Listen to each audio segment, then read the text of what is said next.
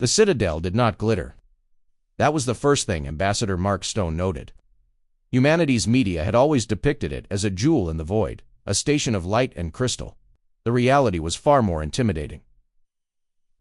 It was a vast, sprawling, construct of matte gray alloys and muted, pulsing energy fields, hanging in the black like a geometric scar. It didn't glitter.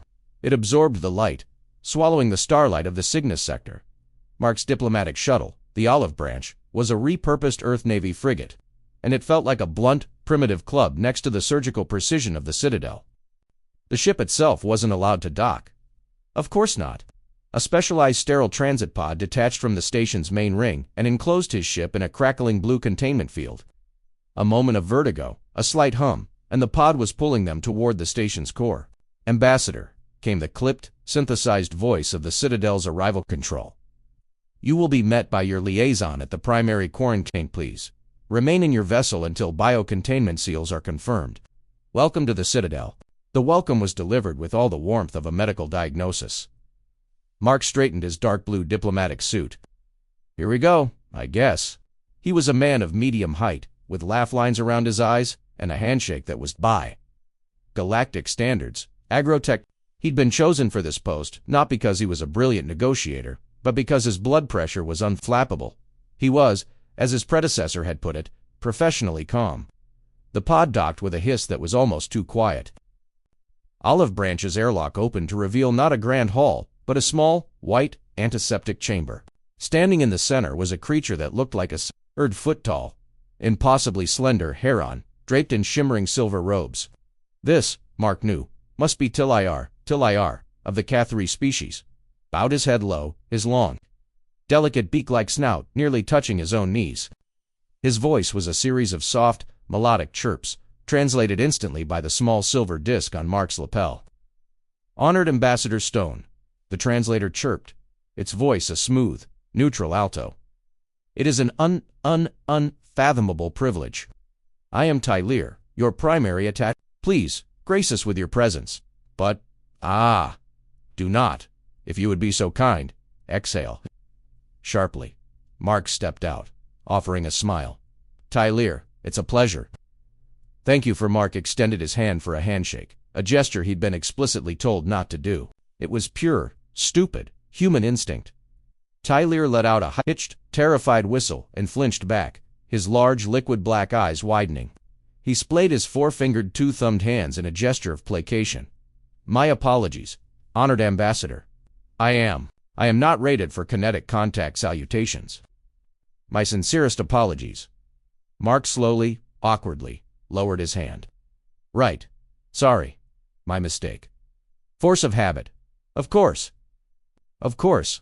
The habits of a Deathworlder," Tylir chirped, clearly trying to sound accommodating but only succeeding in sounding like he was handling a live grenade. "This way? This way. We must get you to the medical in-processing. A formality. A complete and utter formality, I assure you."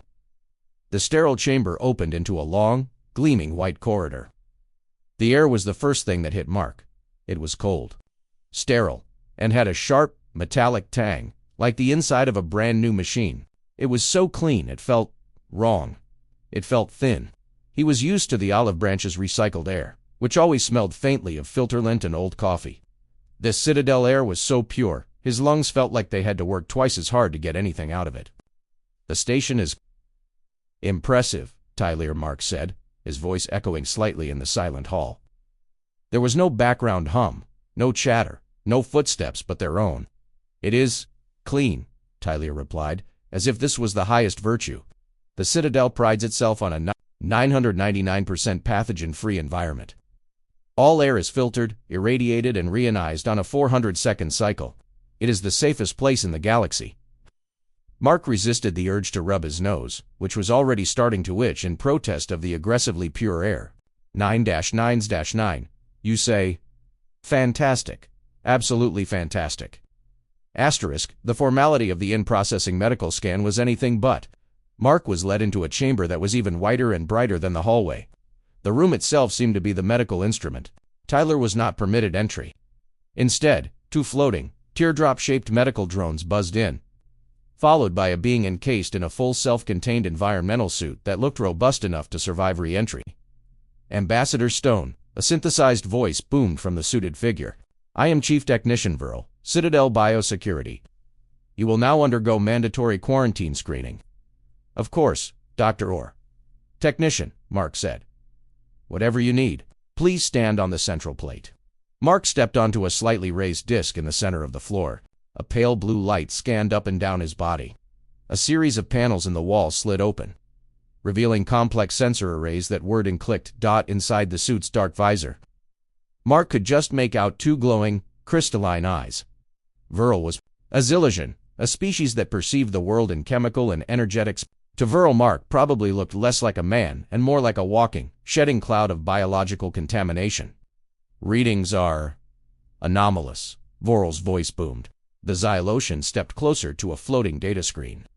Heart rate is 65 beats per minute. This is an attest reading.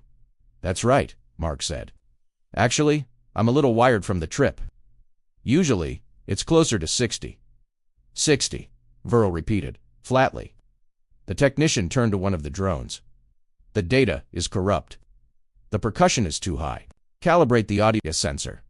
Sensor is calibrated, Chief Technician. The drone's tiny voice replied. Reading is confirmed. Rate, 65 percussion, 1.2 newtons. It is a wardroom frequency. It's a normal healthy heart rate, Technician, Mark said, trying to be helpful. We run a little high pressure. Virl ignored him and moved on. Blood panel? Primary filter. Good gods. Problem? Mark asked. The sample is a soup, Virl stated. The technician's voice, for the first time, held a note of something other than authority. It sounded like disgust. The fluid is teeming.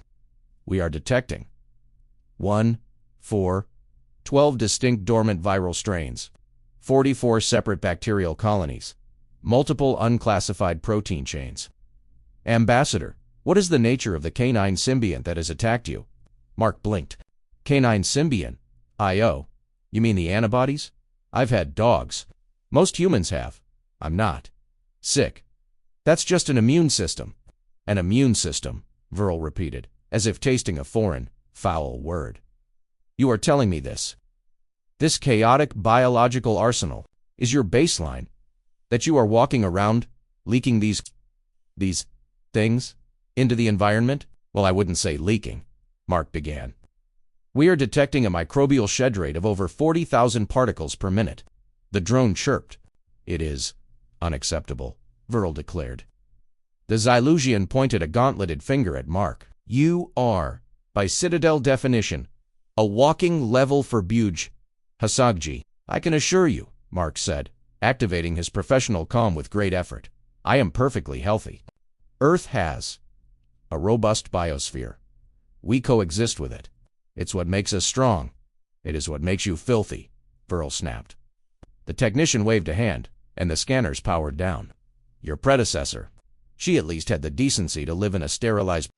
Ambassador Reynolds had a compromised immune system. Technician. I do not. Clearly, Virl spat. You are overcompromised. You are a saturated hose. The Xylosian made a complex gesture, and the doors slid open. Tyler was waiting outside, wringing his delicate hands. He is cleared, Virl announced. The word cleared sounding like an insult, but he is to be considered a contact trisk at all times. All surfaces he touches must be sterilized. All air he shares must be triple filtered. Tyler, your problem. Virl turned and marched away, his heavy suit thudding on the pristine floor. Tyler looked at Mark, his black eyes wide with a new, deeper terror. A saturated host.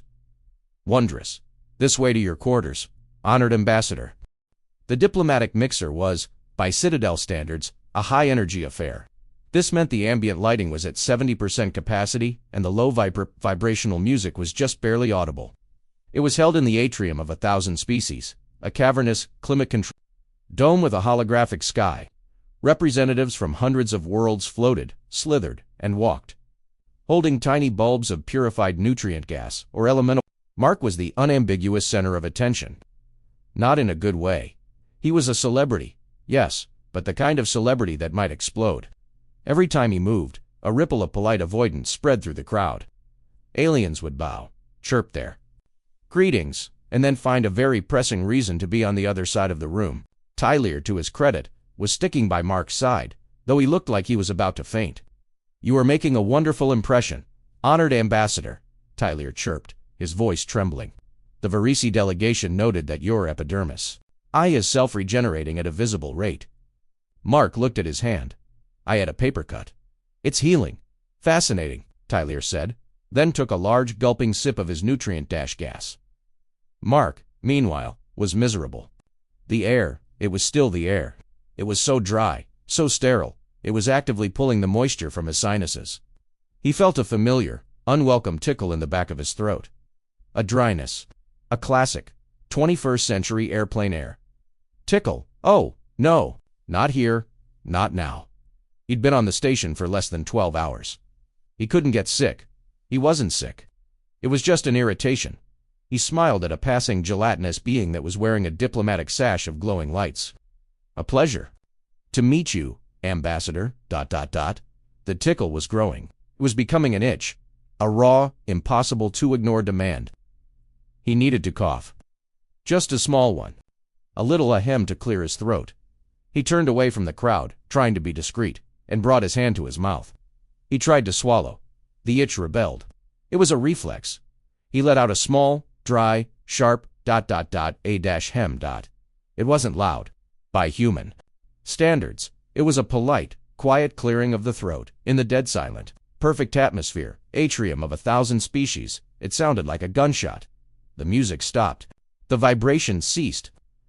Every being in the massive 1,000-meter-wide dome, from the floating Genesee to the crystalline Zide lotions, froze. 1,742 eyes, sensors, and chemoreceptors swiveled and locked onto his position. Mark froze, his hand still half-raised. A Varisi delegate dropped its broth bulb, which shattered on the floor with a silent, vaporous hiss. "Apologies," Mark said, his voice now sounding like a foghorn in the silence. "Frog in my throat." This, he immediately realized, was a terrible and confusing thing to say. Tyler, beside him, was vibrating so hard his robes were a silver blur. He jests, Tyler chirped out, his voice a panicked squeak. He exhaled. Particle. matter as a joke. The humor of the Deathworlder. It is ... aaa. Riot. No one moved. The holographic sky seemed to dim. Mark just offered another weak, strained smile. "Pleased to ... meet you all." He could feel the tickle in his throat, unsatisfied, beginning to build again. This time, it wasn't just an itch. It was a promise. Mark woke up feeling like his head had been filled with wet sand. The tickle from the night before had, in the privacy of his sterile white quarters, staged a full-scale rebellion. He was, by any human definition, sick. He had a full-blown, miserable, common cold. "Ugh," he groaned, sitting up. His nose was completely, uselessly blocked. His throat felt like he'd been gargling gravel. A low, pounding headache was setting up a marching band rhythm behind his eyes. He fumbled for the small travel kit he'd brought, pulling out a packet of Earth-brand maximum-strength cold and flu pills. He dry-swallowed, too, his system being too robust to care about the take with water warning. He needed to get to his office, file his introductory report, and find a way to synthesize a hot toddy before the day's first meeting. His quarters were located in the diplomatic sector, a short walk from the main concourse. He dressed in his suit, his movements sluggish. He looked in the mirror. His eyes were red-rimmed, his nose was a delicate shade of Rudolfred, and his hair was sticking up in a way that screamed, "I have given up." "All right, Stone," he muttered to his reflection. "You've handled hostile negotiations in New Geneva. You can handle the sniffles." He exited his quarters. The corridor was, as always, silent and empty. The air, however, was no longer just an annoyance. It was an assault. The cold, dry, sterile atmosphere was like inhaling tiny needles into his raw sinuses. He reached the main concourse, a vast multi-level hub of activity.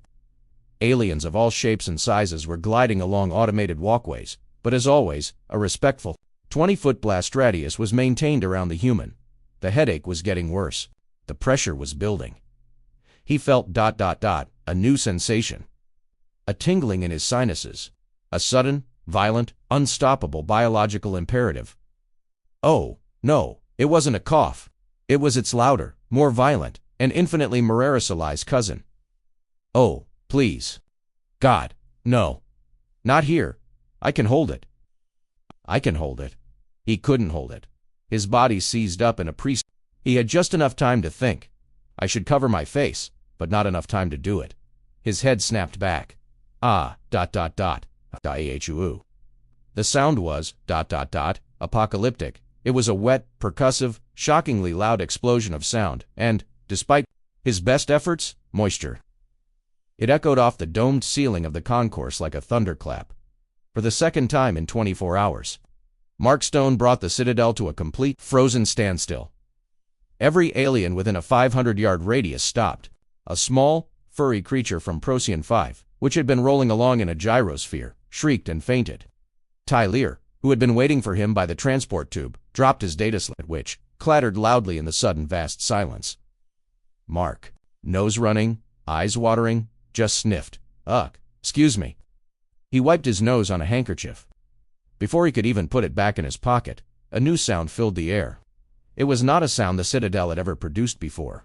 It was a deep, guttural, station-wide basso wail. B-womp, BWOOOOOMP. Red lights, previously hidden in the pristine white walls, began to flash, bathing the entire concourse in a pulsating crimson light. A synthesized voice, no longer calm, no longer neutral, but filled with a metallic, digitized panic, bellowed from every speaker on the station. Warning! Warning! Containment! Breach! Level 10. Bio-upon event detected. In Concourse Theta. All species. Shelter in place. Quarantines. Deployed. This is not a drill. Warning. The world, which had been a bright, open concourse, collapsed. One moment, Mark was standing there, handkerchief in hand, surrounded by frozen, terrified aliens. The next, a cage of solid, shimmering blue light snapped into existence around him, enclosing him in a 10-foot cube. It was a hard light quarantine field. He pressed a hand against it. It felt like warm glass, immovable and absolute. Through the blue shimmer, he saw the concourse erupt into a panic that was as silent as it was total. Aliens didn't scream like humans. They fled. Tyler, his liaison, didn't even try to help. The bird-like alien simply stared at Mark, his dark eyes wide with a look of profound, existential betrayal, before a bulkhead slammed down, separating them. Then, the quarantines arrived. They didn't run, they advanced. They were massive bipedal constructs that looked less like suits and more like walking tanks. Each was easily 12 feet tall, forged from the same matte gray alloy as the station's hull. They moved with a hydraulic thudding gait that shook the floor. 3 of them took up positions around Mark's light cage. They carried no visible weapons, which was somehow worse. They were the weapons. Subject 0 human. You are contained. A synthesized voice echoed from the lead tank. Do not resist. Do not ... exhale. A transport field is being prepared. Look, this is all a misunderstanding, Mark said, his voice thick with congestion. He sniffed, a wet, sloppy sound. The lead mech visibly recoiled. Cease your liquid dispersions. Cease. The world dissolved into a feeling of non-Euclidean vertigo. The transport field, a disorienting shimmer of green and violet, enveloped. His cage wasn't moved so much as relocated. The concourse vanished, and in its place was a room that made the rest of the Citadel look like a children's playroom. He was in a level 10 quarantine cell. The walls were a deep, non-reflective black. The light was a cold, diagnostic blue, and the air was so aggressively filtered that Mark felt it pull the moisture from his eyes. His cage of blue light dissolved, leaving him standing in the center of a black, hexagonal room. One wall was not a wall at all, but a 10-foot thick slab of transparent crystal. On the other side, in a room that was a painfully bright white, stood Chief Technician Verl. The Xylosian was out of the heavy-duty suit, but was still encased in a secondary lighter pressure suit, his crystalline face an unreadable mask of cold fury. Ambassador Stone, Vorl's voice boomed, synthesized, and sterile. You have, in the span of 12 standard hours, done what the cavern hegemony failed to do in 500 years. You have shut down the Citadel. Technician Viral, Mark said, his patience, already thin from the cold, snapping. I haven't done anything. It's a cold, a rhinovirus. It's a minor self-limiting, upper respiratory infection. It's the sniffles. Viral stared at him. Mark could just see the technician's glowing, crystalline eyes narrow. A rhinovirus, Viral repeated, his voice dripping with icy contempt. A quaint, primitive-sounding name for a weapon of such devastating potential. We have ... analyzed your air particulate burst. Asterisk, Viral gestured with a multifaceted hand. A massive screen flickered to life behind him, displaying a highly magnified, terrifyingly complex 3D model. It looked like a city of spikes and alien geometry, pulsing with a malevolent red light. This, Viral said, is your rhinovirus? Or, more accurately, one of the 47 unique viral strains we isolated from your single ... sneeze. The screen changed, showing a graph. A red line was climbing at a nearly vertical angle. The mutation rate is profound, Viral said, a genuine, unfeigned horror in his voice. It shifts its protein spikes every PTSIC. It is a weapon designed to be uncurable, untraceable. It adapts faster than any scanner can lock onto it. We are running scenarios. Left unchecked, this cold of yours would render the entire Citadel sterile of all life in under 3 days. That's not right, Mark said, dumbfounded. It doesn't do that. It just ... It makes you feel lousy for a week. Your body's own immune system kills it. It's annoying, not apocalyptic. Your immune system, Viral said, his voice flat. Yes. We have been monitoring that as well. The screen changed again. This time it showed a video feed from Mark's own blood, taken from the initial scan. It looked like a Warzanoite.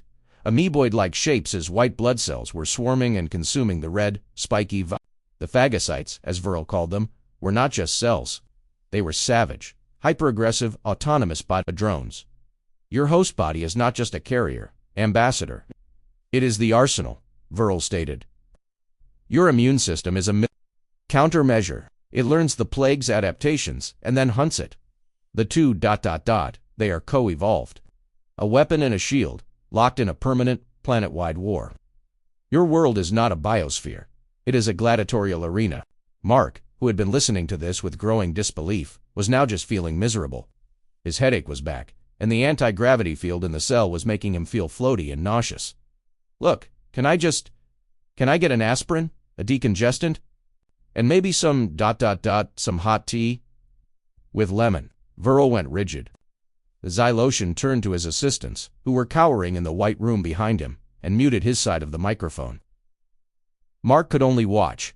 Viral was clearly agitated, his crystalline fingers clacking together. The microphone clicked back. On, Ambassador, Viral said, his voice now dangerously smooth. Your demands ... are being considered. It's not a demand, Mark groaned, rubbing his temples. It's a request. I feel like death. This was, again, the wrong thing to say. You feel like death? Viral repeated, slowly. So, the weapon is ... turning on its host. A final stage failsafe, a suicide vector. It makes you contagious, and then ... it ... melts you. Good gods ... No. That's just an expression, Mark yelled, his voice cracking from his sore throat. It's a metaphor.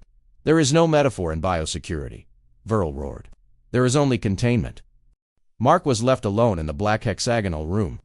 He sat on a bench that was really just a cold, sterile extrusion from the floor. He was a political prisoner, and the warden was a terrified, germophobic crystal. He had to admit, the Citadel's panic was ... efficient. Within an hour of his sneeze, the entire station was in a full lockdown. No ships in, no ships out. The multi-trillion credit economy of the Galactic Hub had ground to a halt. Because he'd failed to use a tissue. He'd tried to explain. He'd tried to call his own ship, the Olive Branch, but all his communications were jammed. He was, in a word, screwed. Hours passed. He dozed, his head full of cotton wool, and was awakened by Viral's voice booming back into the cell. Ambassador, we are attempting to ... negotiate with you. Mark looked up, his eyes bleary. Negotiate. I'm not a diplomat. I'm a diplomat. With a cold. Your demands for tea and lemon have been analyzed, Verl continued, ignoring him. We have determined tea to be a plant-based infusion, a known delivery system for chemical agents. Lemon is a citrus fruit, a vector for acidic compounds. We are refusing this request. You're… what? Mark was too tired to be angry. He was just… baffled. You think I'm trying to… to what? Make a bomb? It's tea.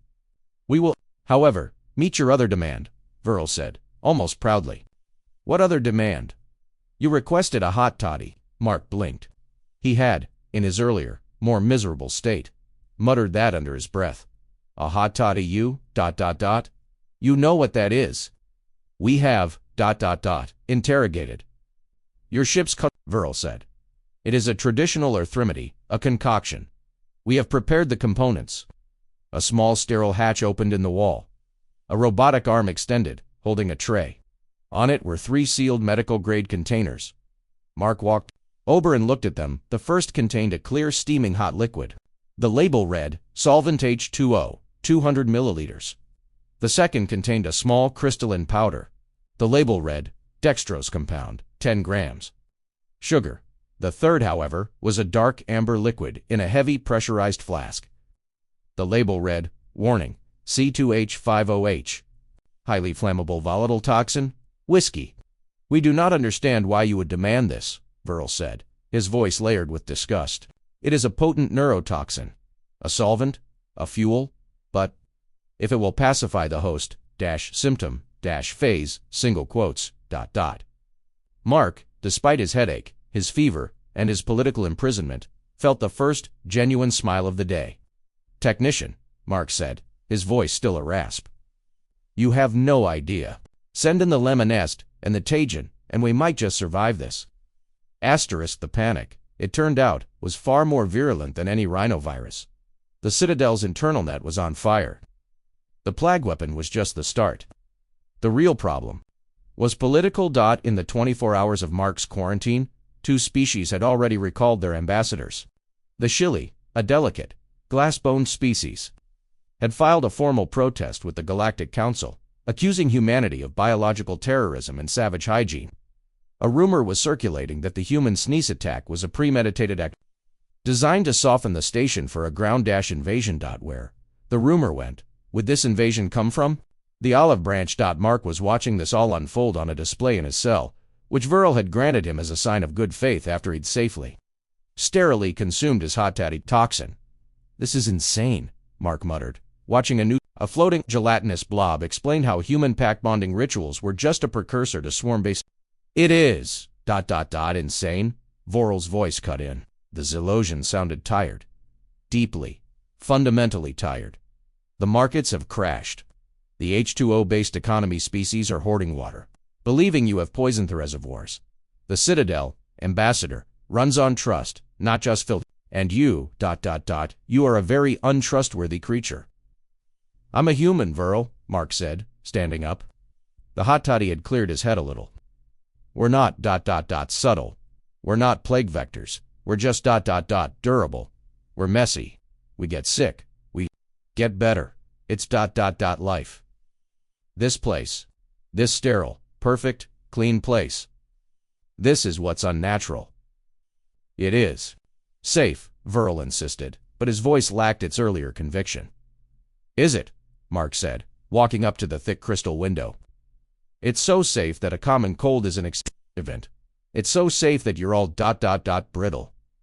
What happens when something really bad gets in? Something that's not just the sniffles. Verl was silent. My immune system is not a weapon, Mark said, his voice low and firm. It's a library. It's 100,000 years of my ancestors surviving. It's the canine symbiont you were so worried about. It's the… everything. And right now, it's the only thing on this station that actually knows what to do with that apocalyptic plague you're so terrified of. He looked at his own reflection in the black cell wall. His eyes were clear. His headache was gone. His nose was clear. His immune system, that savage military-grade arsenal, had done its job. The cold was gone. Verl, Mark said, my host symptom phase is over. I'm cured. The screen behind Viral was flashing. A new alarm? A different alarm. It wasn't the red pulsing light of a bio-attack. It was a soft, chiming yellow light. Technician, a new voice said in Voral's ear, just loud enough for Mark to hear. We have a problem. In Incorian Vlocalpha. It's the Catheri Tylir, Mark said, his blood running. Well, cold was the wrong word. The Catheri attach, Viral said, his face crystals going pale. He is reporting. Symptoms. He shared your air, in the corridor before the event. Viral looked at Mark, and for the first time, the Xylosian's eyes were not filled with contempt or anger, but with something new, abject, unadulterated terror. Technician. Voral's assistant's voice came again. The Catherius. His immune-system it. It's not responding. It doesn't know how. Dr. Voral's composure, a crystalline structure of logic and procedure, finally shattered. He had been trained to fight plagues, sterile, predictable pathogens with clear-cut waveforms. He was not trained to fight a biological mess that changed its mind. On the main screen, the data from Mark's cell was a river of green, all clear signals. The airborne viral count was 0. The host's internal pathogen load was non-existent. The plague weapon hadn't just gone dormant, it was gone. What did you do? Voral's voice was a harsh whisper, his synthesized projector crackling. Where is the rhinovirus? I told you, Mark said, standing up. My body ate it. It's done. It's over. I'm fine. That is not possible, Viral stammered, watching a diagnostic feed from Mark's cell. The savage drones, your white blood cells, single quotes, they are patrolling. They are idle. But the viral load, it is nil. They won, Mark said simply. That's what they do. They fight, they win, and then they remember. The next time this strain tries to infect me, I won't even feel it. That's immunity, Viral. It's the library I was talking about. The Xylosian stared, his multifaceted eyes unable to process this. An arsenal that cleaned up after itself. A weapon that left the host stronger. It was an obscenity. It was beautiful. But this revelation was cut short by the chiming yellow alert that was now flashing insistently on Voral's console. The Catheri technician. The assistant's voice was sharp with panic. His vital signs are collapsing. Voral's head snapped around, his focus shifting from the cured monster to the dying innocent. Show me. The screen split. One side showed Mark, healthy and solid. The other showed a medical bay, where Tylir, the delicate, bird-like alien, was lying on a diagnostic slab. He was not fine. His silver robes were rumpled, and his breathing was a shallow, painful clicking. His species was not designed for this. His immune system, born in a sterile creche and raised on a sterile station, was like a single, unarmed guard facing an army. It was issuing a general alert, a low-grade fever, but it had no weapons. It had no library. It had never seen a pathogen before. And the rhinovirus, in this new, undefended territory, was not a common cold. It was a conqueror. It was multiplying, unchecked, a biological fire in a dry forest. He's dying, Mark said, his voice flat. He gripped the edge of the sterile bench. Viral, he's dying from a cold. How long has he been in there? Since the lockdown, Viral said, his voice numb. He shared your air for 38 seconds in the concourse, before your sneeze. It was enough. You have to help him, Mark said. Help him? Viral snapped, his terror turning back to anger. We have no countermeasure. We have no antidote for your chaotic Earth soup. We are trying to resequence his cells, but the virus is mutating the same thing. Your body trivialized. It isn't. It is killing him. You're going about it all wrong, Mark said, his mind racing. He wasn't a doctor, he was a diplomat. But he was also a saturated host, a walking library. You don't fight a cold, Viral. You manage the symptoms. You support the body until it does the fighting. His body cannot fight. Then he'll have to borrow a fighter, Mark said. He walked to the 10-foot-thick crystal wall. Viral let me out, Viral laughed. A dry, rasping, crystalline sound. Let you out. You, the patient zero? The origin of the plague. You will remain in that cell until we can be sure you haven't evolved a second plague. Mark looked at the wall. He looked at his hands. Then he looked back at Vril, his eyes no longer calm, but cold. "Technician," Mark said, his voice low. "Tyler is my attach. He's my responsibility. And I'm not going to let him die because you're too scared of a sneeze. Your requests are irrelevant. The door is rated for a micronuclear detonation. You are not going anywhere, Ambassador." "That's the thing about Earth," Vril Mark said, stepping back from the wall. "We're not just durable, we're problem solvers." Mark turned his back to the window. He examined his cell. It was designed to hold a monster. It was not designed for a Deathworlder human to try to get out. He looked at the bench. The waste disposal unit, the water dispenser, all were seamless extrusions of the same black, non-reflective alloy. But the door itself, was different. It was a panel, not a part of the wall. It was held in place by a magnetic pressure lock. "Rated for a micronuke," Mark muttered. "So it's designed to handle a single, massive, outward blast. Not ... Sustained leverage." He walked to the door. He planted his feet. He was not a soldier. He was a diplomat in a suit. But he was a diplomat who, on Earth, jogged for fun. A concept that Vril's database would probably classify as self-punitive endurance training. He was a diplomat whose planet had 1.0 gigaseconds of gravity. Not the Citadel's comfortable, universal 0.8 gigaseconds. He found the seam of the door with his fingernails. He slid his fingers in, a gap just barely wide enough. "Ambassador, what are you doing?" Vril's voice demanded, laced with a new confusion. "I'm improvising," Mark grunted. He pulled. His muscles evolved to fight gravity and run down prey. Did not care about the Citadel's logic. They cared about leverage. The magnetic lock was designed to hold billions of newtons of force for a nanosecond. It was not designed to handle a Deathworlder primate yanking on it, repeatedly, with 200 pounds of focused, sustained high gravity. Muscle mass. It was the space orc principle of the crowbar. A sound. A physical sound echoed in the sterile room. A sound of metal straining against metal. "That is not possible," Vril shrieked. "The seals are rated. You cannot do that. It's just a door, Vril." Mark yelled, his veins standing out on his neck. He braced his foot against the wall and gave one final, primal heave. With a bang that sounded like a cannon shot and a hiss of decompressing air, the door didn't open. It tore.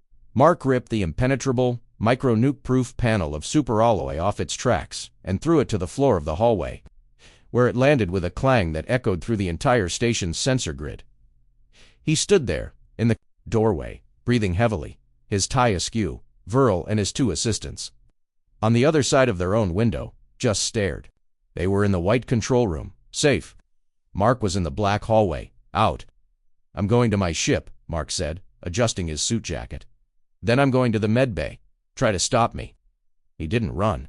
He walked. He was a diplomat, after all. Walked with the calm, unhurried purpose of a creature that knew, fundamentally, that nothing on this station could stop him. The Citadel had no guards rated for this. They had no procedures for a level 10 plague monster that could rip the walls down. He walked past the panicked, suited aliens, who simply fled. He reached his ship's docking port in 2 minutes. Olive Branch AI, recognizing his biosigns, opened the lock. "Welcome back, Ambassador. Your internal microbe count is at optimal levels. Did you have a good meeting?" "Change of plans, Branch," Mark said, heading straight for the galley. "Needs soup." 10 minutes later, Mark Stone strode into the Level 3 medical bay. He was not wearing a suit. He was carrying a thermos and a steam-powered inhaler he'd grabbed from his own ship's bay. He was also flanked by 2 massive, 12-foot-tall quarantine mechs. They were not detaining him. They were escorting him. When Mark had breached containment, Vril had been faced with a choice: try to fight the unfightable Deathworlder, or reclassify him. Vril, being a Ziliotian, had chosen logic. The human was no longer Patient Zero. Was now Containment Specialist Zero. Mark ignored the panicked medical drones and walked straight to Tyler's bedside. The Cathari was unconscious, his breathing dangerously shallow. "He's dehydrated," Mark said, his voice the only one in the room. "His fever is too high. You're all trying to kill the virus. Stop. Just make him comfortable." He uncapped the thermos. The smell of hot, salty chicken broth filled the sterile air. To the aliens, It smelled like a cooked avian corpse in a saline solution. It was horrifying. What? What is that? Ritual? Viral asked, his voice piping in over the room's intercom. It's lunch, Mark said. He gently propped Tyler's head up. The alien was too weak to protest. It's hydration. It's salt. It's nutrients. It's comfort. His body is burning fuel trying to fight this, and you're letting him starve. He carefully used a sterile dropper to place a few drops of the warm broth on Tyler's beak. The Cattery shuddered, and his tongue flicked out, tasting it. A moment passed. He swallowed. Then, Mark set up the inhaler. It was a simple Earth's device. Water, eucalyptus oil, and a heating element. Soon, a plume of warm, humid, medicated steam was wafting into the air. You're contaminating the atmosphere. A medical drone protested. I'm humidifying it. Mark snapped. This air is too dry. His membranes are cracked. He can't breathe. You have to make the environment help him. He spent the next hour there. He was not a doctor. He was a nurse. He was a mother. He was a Deathworlder primate, practicing the one skill that all his ancestors had learned: how to take care of the EIE. He fed Tyler broth. He kept the steam on him. He had the drones place warm compresses on his extremities to bring down the fever safely.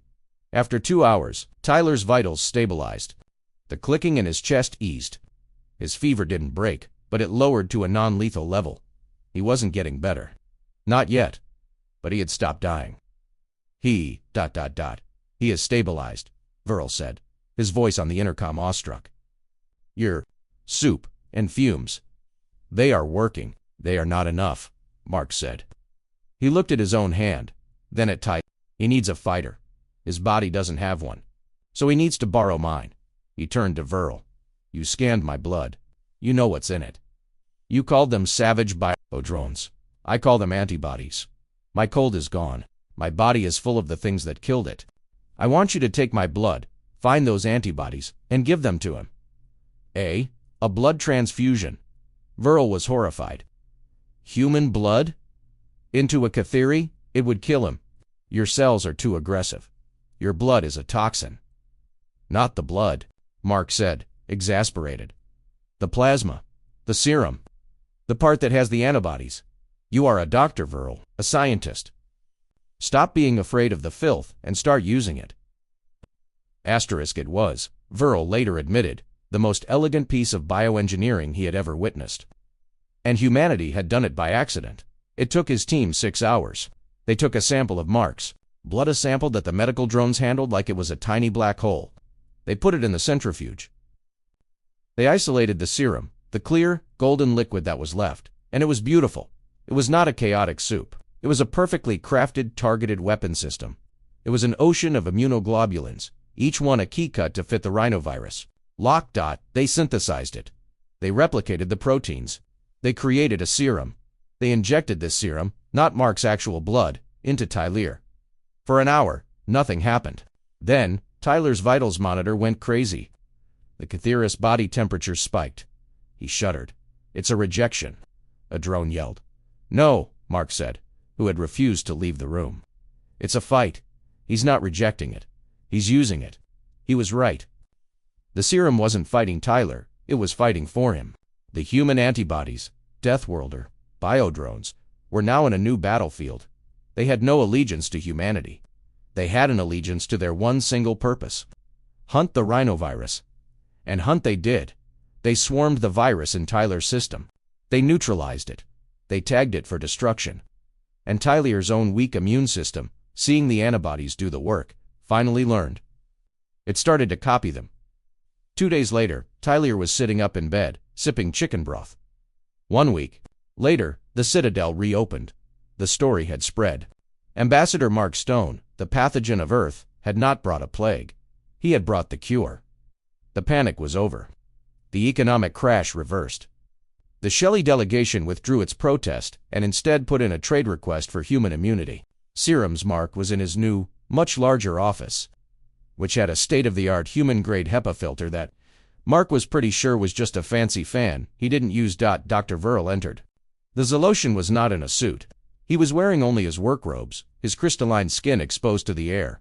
It was, for his species, the equivalent of being naked. It was a sign of ultimate trust. "Ambassador," Verl said, his voice a series of low, resonant chimes. "Technician," Mark said, smiling. "Or should I say doctor? I heard the council promoted you." "I did." Verl inclined his head. "I am now the head of xenoimmunology, a new field. One we were too arrogant to believe we needed." He placed a small crystal on Mark's desk. "A gift from my people."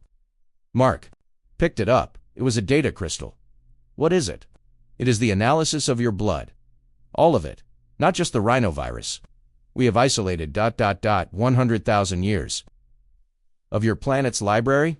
We have found antibodies for diseases that would have wiped out our entire quadrant, plagues we never even dreamed of. And your species. Your species calls them childhood illnesses. The flu, a bad stomach." Verl looked at Mark, his crystalline eyes glowing with a new, profound respect. "We were wrong, Ambassador. We built this citadel to keep the filth of the galaxy out. But your species, you did something far more impressive." "And what's that?" Mark asked. "You did not build a wall," Verl chimed. "You built an arsenal.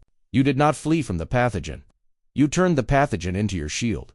Verl bowed, a deep, respectful gesture. "The galaxy thought Earth was a disease.